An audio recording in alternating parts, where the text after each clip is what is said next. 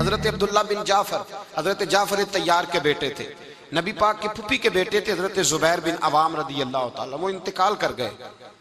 ان کا جب وصال ہوا تو 10 لاکھ دینار کا قرضہ تھا ان پر، اور جو زمین انہوں نے چھوڑی وہ زمین بنجر تھی۔ لو سن لے، جن پر قرضہ چڑھا ہوا ہے وہ نسخہ بھی سن لے، جن پہ قرضے ہیں نا، جو تنگ دست ہیں، جو روز رکے بھیجتے ہیں دعاؤں کے کہ بڑی پریشانیاں، وہ وظیفہ سنیں، وہ وظیفہ سنیں۔ ہمارے زمانے میں وظیفے لینے کا رواج نہیں، تویز لینے کا رواج ہے۔ لینا چاہیے، تویز بری چیز نہیں، اچھی چیز ہے، لیکن زیادہ کام برکت والا کیا ہے؟ اللہ اللہ کرنا۔ کیا کام ہے؟ سجدہ کرنا برکت والا کام ہے۔ حضرت عبداللہ بن جعفر طیار کہتے ہیں میں نے قرضہ لینا تھا زبیر بن عوام سے، وہ وصال کر گئے۔ میں ان کے بیٹے کے پاس گیا، عبداللہ بن زبیر کے پاس۔ میں نے کہا پیسے لینے تھے، کہا بالکل لینے ہیں، میرے ابا جی مجھے وصیت کر کے گئے، لکھ کے گئے کہ یہ پیسے دینے، اور وہ یہ لکھ کے گئے ہیں، میں زندگی بھر کوشش کرتا رہا ہوں، ادا نہیں ہو سکے۔ بیٹا تیری ذمہ داری ہے میرے قرضے ادا کرنا۔ عبداللہ بن زبیر رضی اللہ تعالیٰ عنہ کہنے لگے میں انشاءاللہ آپ کی رقم دے دوں گا۔ تو عبداللہ بن جعفر طیار کہنے لگے بھائی ہم دونوں آپس میں ہیں، کوئی شے نہیں چھوڑ کے گئے آپ کے ابا جی، کوئی چیز نہیں۔ توجہ ہے میری بات پر؟ یہ صحابہ کا ذرا انداز دیکھیے گا بندگی کا، کوئی چیز نہیں چھوڑی۔ تو حضرت زبیر بن عوام کہنے لگے ایک زمین کا ٹکڑا ہے، وہ بھی بنجر ہے، اس میں بھی کوئی کھیتی نہیں اگتی، سبزہ نہیں ہوتا، بنجر ہے، پانی کوئی نہیں، اور وہ اتنی خشک ریتلی زمین ہے کہ بڑا مشکل کام ہے وہاں سیراب کرنا، بے آباد زمین ہے۔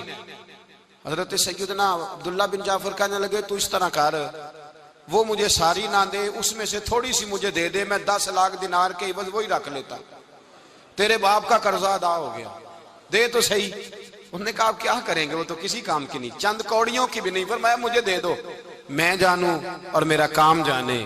او بھائی یہ تھے بندگی والے لوگ، یہ تھے جن کا رب سے رشتہ ہے، جنہوں نے حضور کے صلی اللہ علیہ وسلم کے پاس بیٹھ کر بندگی سیکھی تھی۔ کہتے زمین کا ٹکڑا لے لیا، بنجر بے آباد ریتلی زمین، جب میرے حصے میں آئی پہلے دن اپنے غلام سے کہنے لگے جو جگہ تجھے زیادہ سخت لگتی ہے نا وہاں میرا مصلی بچھا دے، جو تجھے زیادہ بنجر بے آباد لگتی ہے وہاں مصلی بچھا۔ غلام نے مصلی بچھایا تو عبداللہ بن جعفر نے اللہ اکبر کہہ کے نیت باندھی۔ یہ حضرت جعفر طیار کے بیٹے ہیں، حضرت علی کے بھتیجے، انہوں نے نیت باندھی نماز کی، سر سجدے میں رکھا، رونے لگے، کہنے لگے اللہ میں بھی تیرا بندہ اور جس سے لینے تھے وہ بھی تیرا بندہ، خدا بندہ ہمارے درمیان مہربانی فرما، کرم نوازی کر، رحمت کا فیصلہ فرما۔ اتنا روئے کہ مصلی بھیگ گیا۔ کہتے اتنا تڑپ رہے تھے کہ صحابہ اکٹھے ہو گئے ان کے گرد، مصلی بھیگ گیا۔ جب بھیگا ہوا مصلی نماز مکمل کر کے اٹھایا نا، کہتے مصلی اٹھایا تو نیچے سے اللہ نے پانی کا چشمہ جاری فرما دیا، اللہ نے پانی کا چشمہ جاری کر دیا۔ فرمایا بناؤ حوض، کرو کھیتیاں سیراب۔ فرماتے ہیں جہاں ایک درخت نہیں اگتا تھا اللہ نے پورا باغ اگا دیا، جہاں ایک پھل نہیں ہوتا تھا وہاں عالی شان پھل لگ گئے، قرضے بھی ادا ہوئے۔ حضرت زبیر بن عوام کے بچوں کے پاس مال دولت بھی بچ گیا۔ لوگ جب کہتے ہیں یہ ساری کس چیز کی برکت ہے، اور فرماتے یہ ساری سجدوں کی برکت ہے، یہ رب کی بندگی کی برکت ہے جی، اس کی بارگاہ میں نماز پڑھنے کی مسلمان توجہ نہیں کرتا، توجہ نہیں۔ جاگ رہے ہیں آپ حضرات؟ یہاں کوئی حکومت اعلان کرے نا کہ ہر نماز کے بعد 500 روپیہ، کتنا جی؟ میرے خیال ہے کسی بھی نہیں ہونا مسجد۔ او خدا کے بندو بات سمجھو، رب فرماتا ہے تو مسجد آدھا میں تجھے برکت عطا کروں گا، میں تجھے برکت دوں گا۔ میں ایک صحابی کہتے ہیں مجھے اکثر یہ حضور کا فرمان سنتا تو میرے دل میں خیال آتا آخر اللہ کس طرح برکت دیتا ہے اللہ آخر۔ ایک صحابی کہتے ہیں نبی پاک صلی اللہ تعالیٰ علیہ وسلم نے فرمایا عبادت کرو اللہ برکت دے گا۔ میرے دل کے اندر خیال آیا کس طرح، آخر اللہ کس طرح سے نوازتا ہے، رنگ کیا ہے؟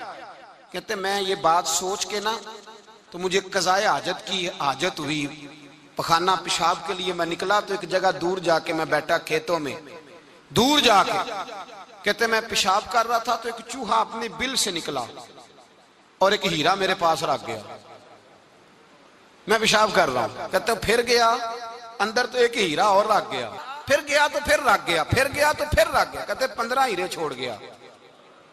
اب میں فارغ ہوا، وہ ہیرے اٹھائے، گھر نہیں لے کے گیا، مسجد نبوی میں گیا کہ حضور سے پوچھوں میرے لیے جائز بھی ہیں کہ نہیں؟ بلوں سے نکل رہے ہیں، بلوں سے پیسے نکل رہے ہیں، ہمارے سارے بلوں میں ہی چلے جاتے ہیں، بلوں سے پیسے آ رہے ہیں صحابہ کو، برکت دیکھیں عبادت، بلوں سے پیسے آ رہے ہیں، بل سے۔ فرماتے ہیں میں وہ ہیرے اٹھائے تو در رسول پہ، جب میں نے پہلا قدم رکھا نا مسجد نبوی میں تو مجھے بتانا نہیں پڑا، میرے مصطفیٰ نے میرا چہرہ دیکھا اور مسکرا کے فرمایا پتہ چلا ہے اللہ کس طرح نوازتا ہے، خبر ہوئی ہے اللہ کس طرح نوازتا ہے؟ فرمایا رب کی بارگاہ میں جھکے رہو، وہ تمہیں وہاں سے دے گا تمہارا گمان بھی نہیں گیا ہوگا، اس کے حضور تو آؤ، اس کی جانب تو توجہ کرو۔ بندگی کی اپنی ایک لذت ہے، سجدے کا اپنا ایک ذائقہ ہے۔ اگر آپ نبی کریم سید عالم صلی اللہ تعالی علیہ وسلم کی عبادات کو ملاحظہ کریں نا تو سرکار کی زندگی میں کثرت ہے عبادت کی۔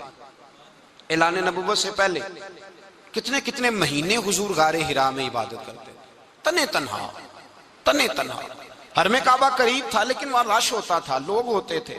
فرمایا میں اکیلے میں اپنے رب کو منانا چاہتا ہوں۔ کتنے کتنے ایام حضور غار حرا میں عبادت کرتے۔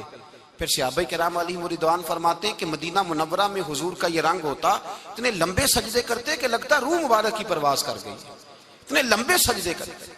حضرت سیدنا معاذ بن جبل رضی اللہ تعالیٰ عنہ فرماتے ہیں 3 دن ہو گئے حضور چلے گئے، مدینے میں نظر ہی نہیں آ رہے، صحابہ پریشان، ابو بکر صدیق، عمر فاروق، عثمان غنی، مولا علی ڈھونڈتے پھرتے، حضور سید عالم صلی اللہ علیہ وسلم کا پتہ نہیں۔ فرماتے ہیں جناب صدیق اکبر گھومتے گھومتے جبل سلا کی پہاڑی کے قریب گئے، ایک چرواہا بکریاں چرا رہا تھا، اس سے پوچھا تم نے میرے محبوب کو تو نہیں دیکھا؟ تو کہنے لگا مجھے نہیں پتا تمہارے محبوب کون ہے۔ ایک آدمی آج 3 دنوں سے غار میں رو رہا ہے، اتنی شدت کے ساتھ روتا ہے کہ میری بکریاں جا کے غار کے سامنے بیٹھ جاتی ہیں، اور بکریاں بھی روتی ہیں، میں بڑا کھینچتا ہوں پر لوٹتی نہیں، رات کو گھر لے کے جاتا ہوں تو جاتی نہیں، سویرے باڑے سے نکالتا ہوں تو دوڑی ہوئی آتی، پھوٹ پھوٹ کے روتی ہیں، لیکن حال یہ ہے کہ دودھ پہلے سے بھی زیادہ دیتی ہیں۔ حضرت ابو بکر صدیق کہنے لگے یہی تو میرے رسول پاک علیہ السلام کے نبی ہونے کی علامت ہے۔ اس صحابہ کو بلایا، 3 دن سے حضور سجدے میں ہیں۔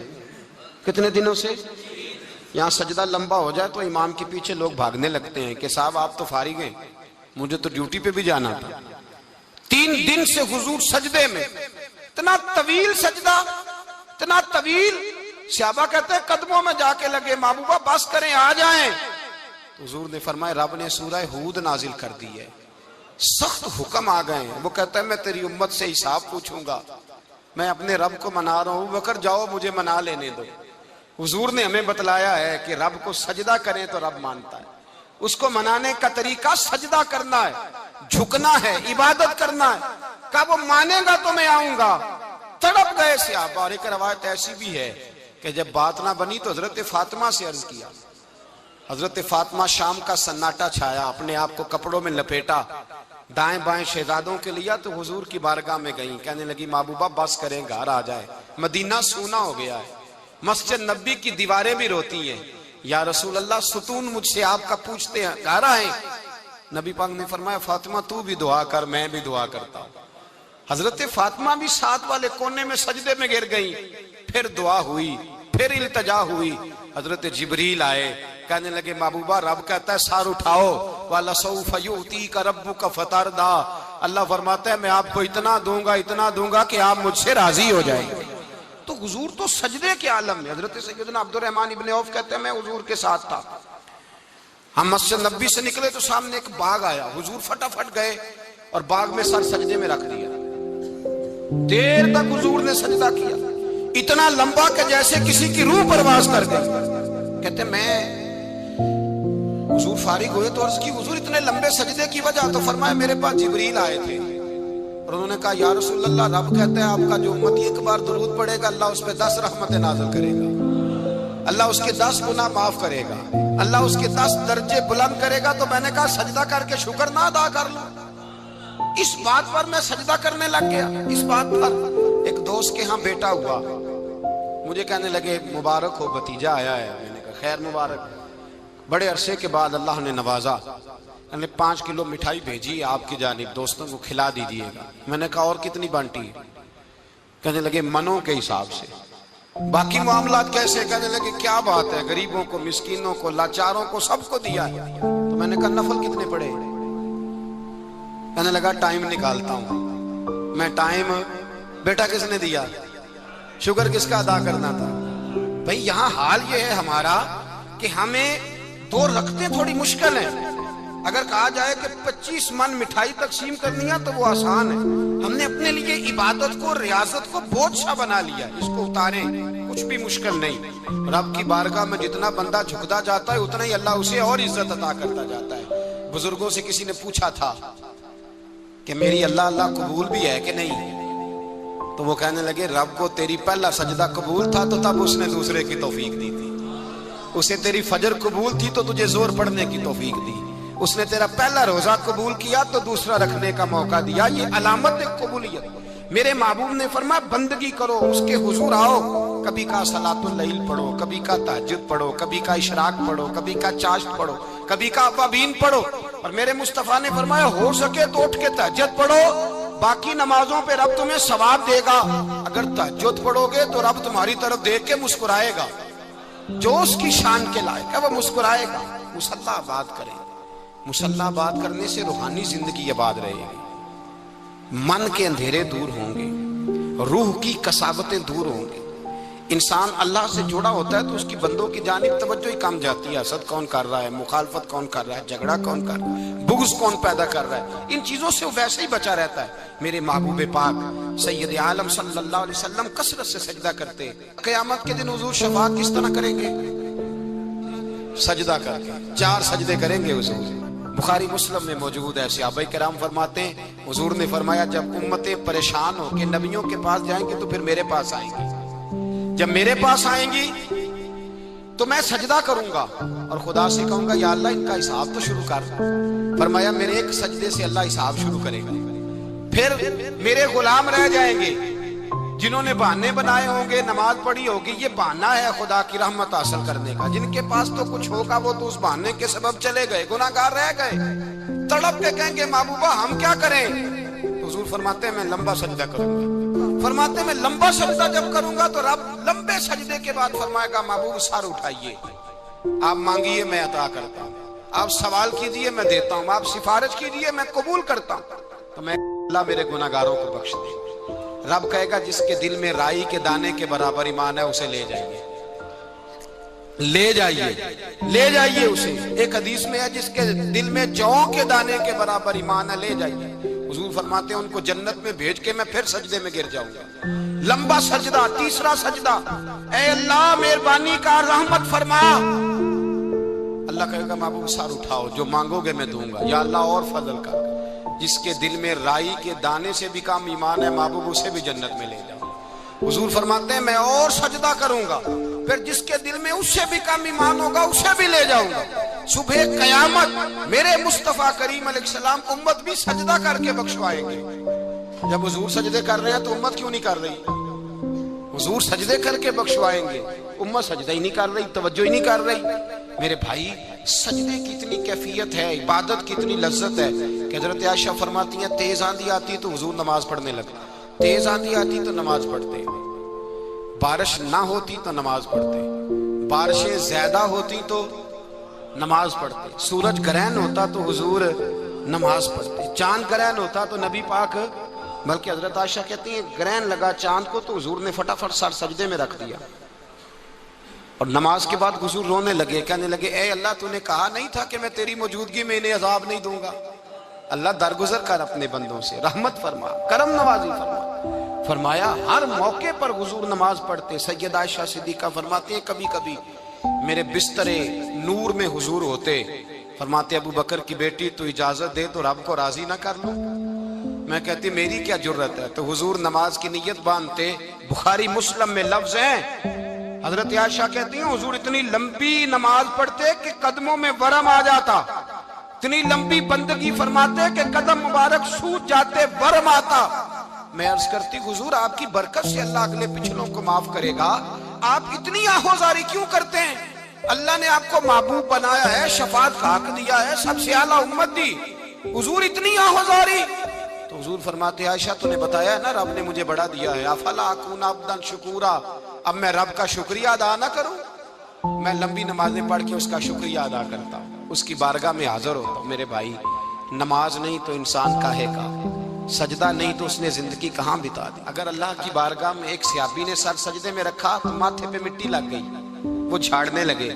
میرے قریب نے فرمایا نہ جھاڑ, جب تک سجدے کی مٹی پیشانی پہ رہتی ہے اللہ کے فرشتے درود پڑھتے رہتے ہیں, اس سے رہنے دو, یہ تو لذت ہے. عزت والا وہ ہے جو مالک کی بارگاہ میں. حضرت صلہ بن اشیم کے بارے میں صحابہ کہتے ہیں بڑے عبادت گزار تھے, نیک تھے. حضرت انس بن مالک کہتے ہیں ہم نوجوانوں کا دل کیا کہ ذرا اس صحابی کی عبادت کا تو پتہ کریں, کس طرح کیا عبادت کا تو پتہ کریں. فرماتے جنگ کا موقع تھا, رات کے وقت جب دنیا سو گئی نا تو وہ بھی لیٹ گئے. جب دیکھا سب لوگ سو گئے تو چپکے سے اٹھے تو جنگل میں چلے گئے. جنگل میں جا کے نماز کی نیت باندھ لی. حضرت صلہ بن اشیم صحابی ہیں, وہاں نماز پڑھنے لگے. کہتے ہیں میں بھی پیچھے پیچھے ہو گیا کہ پتہ تو کروں کس طرح پڑھتے ہیں. تھوڑی دیر گزری تو شیر آ گیا. شیر نے آ کے دھاڑا, للکارا. فرماتے ہیں میں ڈر کے درخت پہ چڑھ گیا. حضرت صلہ بن اشیم نے نماز کا سلام پھیرا, اطمینان کے ساتھ شیر سے کہنے لگے اور جا چلا جا, کہیں اور رزق تلاش کر, میں تو اپنے رب کی عبادت کر رہا ہوں, میں تو اس کی بارگاہ میں جھکا ہوا ہوں, مجھ پر تیرا قبضہ نہیں ہو سکتا. جب جنگلی درندوں کا قبضہ نہیں ہو سکتا تو کسی اور درندے کا عبادت گزار پہ قبضہ ہو سکتا ہے؟ حضرت انس بن مالک فرماتے ہیں مجھے سمجھ آ گئی, جو درندوں سے بچنا چاہے, ظالموں, جابروں, فاسقوں سے بچنا چاہے, وہ اپنے آپ کو رب کی بارگاہ میں جھکائے, وہ اس کے حضور حاضری دے. جو بچنا چاہے. میرے بھائی, رمضان المبارک آیا, مسجدیں بھری, 2-3 دن 4 دن نئی صفیں خریدی لوگوں نے, پھر 2-4 روزے گزرے, پھر چند دن گزرے, پھر وہی معمول کے نمازی. ایک بات بتاؤ, گکھڑ میں نا 4-5-6 قبرستان ہیں, ان قبرستانوں کی تختیوں کو کبھی پڑھیں جا کے. ایسے لوگ آپ کو ملیں گے جن کی وجہ سے حکومتیں چلتی تھیں, وہ سو گئے تو پیچھے کام بند ہو گیا. کیا ہوا؟ کام چل رہا ہے کہ ختم ہو گیا؟ بیٹا جس کا گزارا نہیں نہ ہوتا باپ کے پاس, وہ کہتا ہے میں جی نہیں سکوں گا, وہ بھی جیتا ہے اور کھل کے جیتا ہے. بی بی کہتی ہے میرے تو سر سے تاج اٹھ گیا, زندگی کیسے گزرے گی؟ کچھ بھی نہیں ہوتا, سب ہوتا. 20-20 سال عورتیں بیوہ کی زندگی گزار کے چلی جاتی ہیں.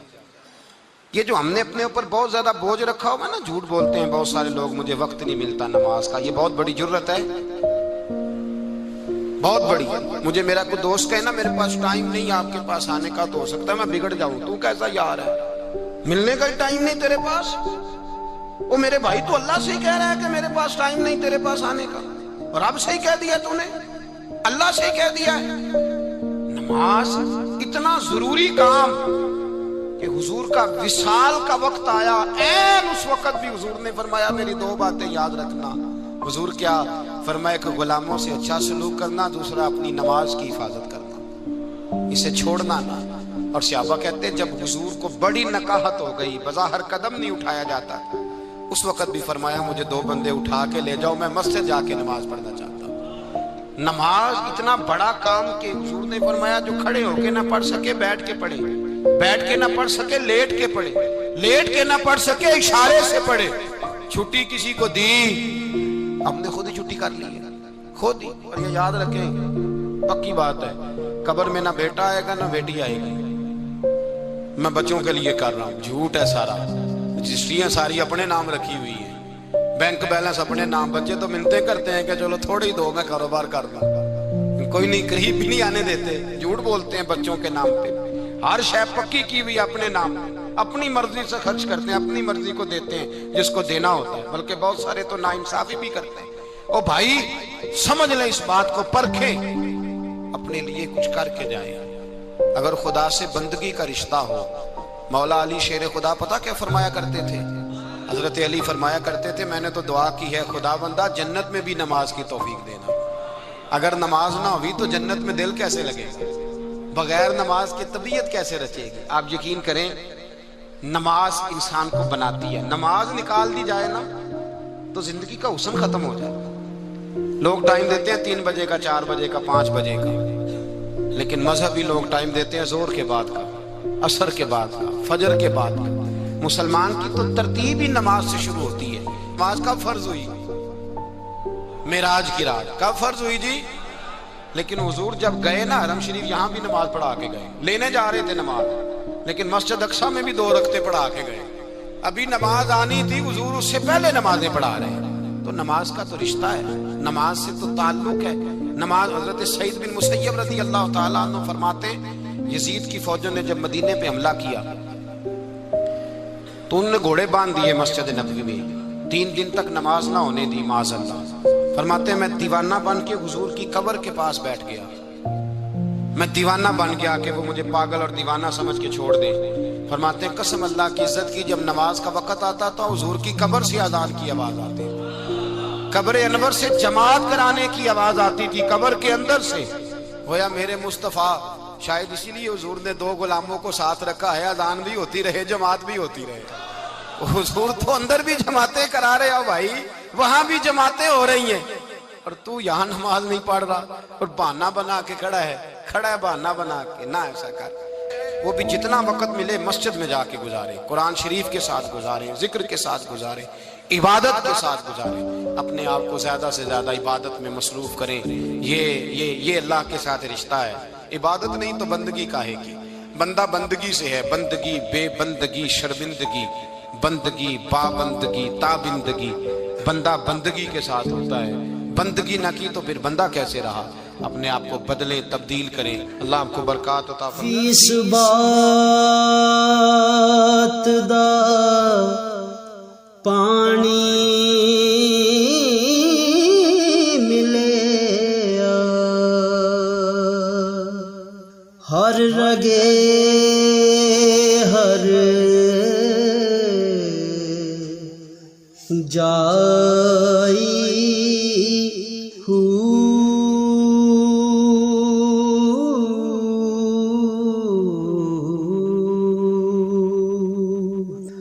اندر بوٹی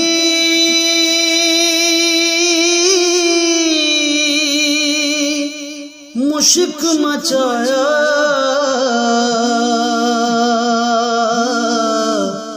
جان پھولن تے